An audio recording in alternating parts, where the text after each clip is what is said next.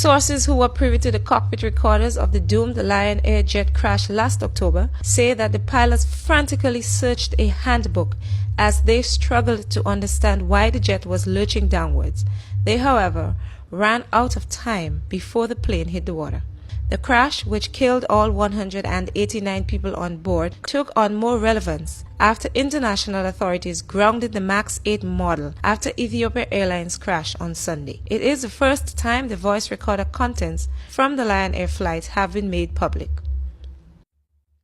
Mozambique has started 3 days of national mourning on Wednesday after a powerful cyclone and flooding killed hundreds of people there. Cyclone Ida hit Mozambique's port city of Beira, flattening buildings and putting the lives of millions of people at risk. Rescuers are still discovering bodies as they sift through the destruction.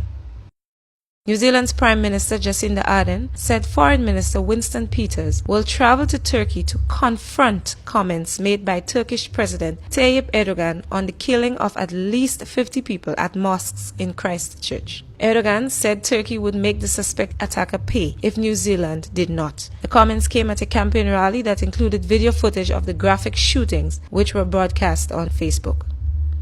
On Wednesday morning, British police said that fugitive billionaire jeweler Nirav Modi had been arrested in London. India had asked Britain in August to extradite Modi, one of the main suspects charged in the $2 billion loan fraud at India's state-run Punjab National Bank. Modi was due to appear at London's Westminster Magistrates Court later on Wednesday.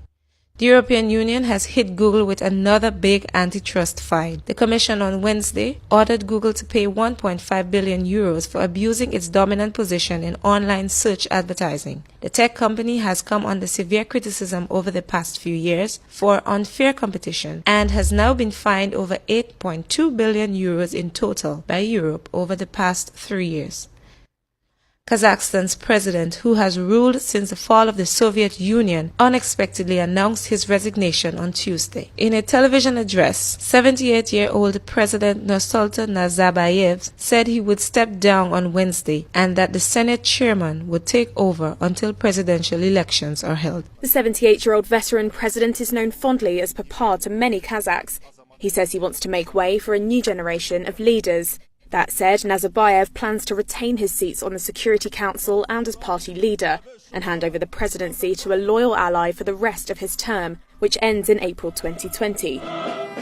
That ally is Kassym-Jomart Tokayev, the Speaker of the Upper House of Parliament. He will take over as Kazakhstan's acting president for the remainder of his term in line with the constitution. With your World Outside report, I am Leah Phillip reporting for Prime Time Caribbean.